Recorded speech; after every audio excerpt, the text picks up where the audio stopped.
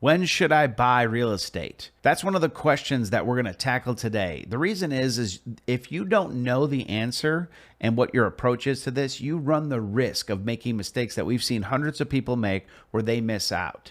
My name's Jason Wilson. Welcome to our channel. I'm with Ursula and Associates, Keller Williams Realty Partners.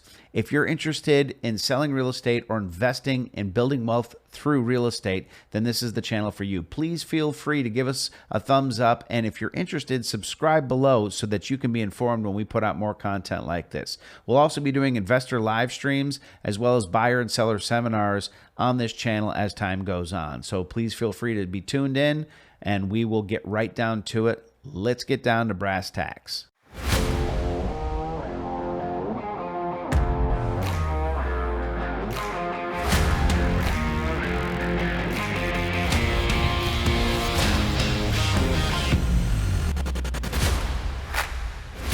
Okay, so when is the best time to sell? This question I get asked all the time because people are looking for the seasonality of real estate.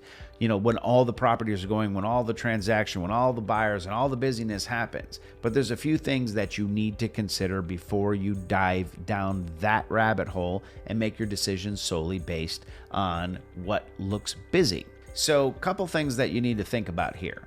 Number one is, why do you want to move to begin with?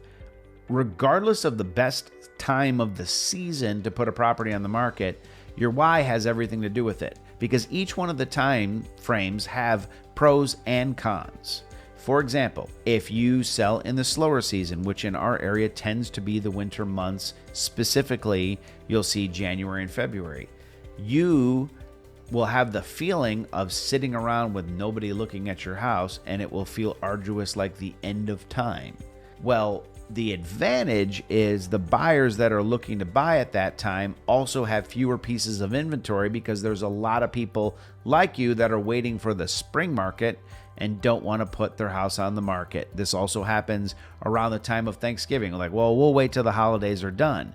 Well, we routinely have huge months in December where people are closing on transactions. Now, they're trying to land that bird right in the middle, in between those holidays. You know, landing it right between the holidays is challenging, and you might go, I don't want to deal with this. I got my aunt coming into town, and then my mother-in-law is going to be there, and oh my gosh, this is just going to be like crazy. And that may all be true and is completely fine. The buyers, because there's fewer choices and they are also going to have a holiday, are really serious about moving, and they have fewer choices. They tend to be easier to negotiate with and get a deal done.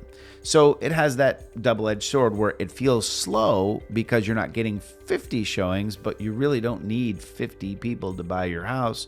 You just need one. All right, so let's talk about when the spring fling happens. When does the inventory start increasing? When does the market pick up? And that answer to that question is, well, it's right around February, March. The time I'm shooting this video is 2024.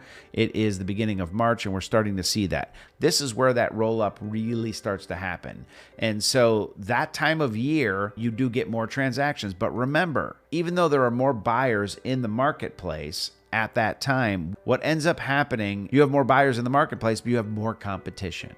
Now, your strategy is way more important when there's a lot of competition.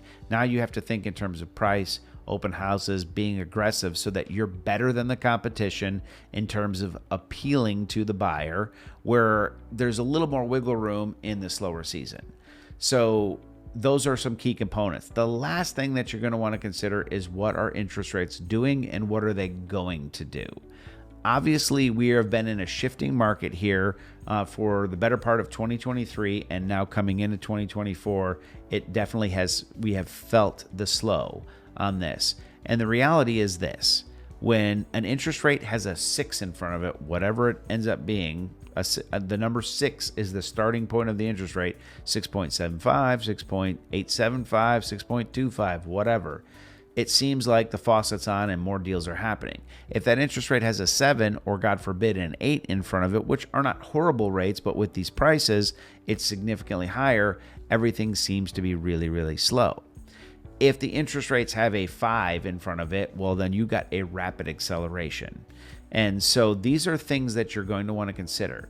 If you're in the market thinking about selling a house, would it be helpful to you to partner with a team who actually, well, rates are running right in that high 6s, low 7s, have some financial partners that are offering special programs where they're, with approved credit, putting out products for qualified people in the 5.75 up to 6.75 ranges. Well, we're routinely seeing stuff at 6.75 to 7.25.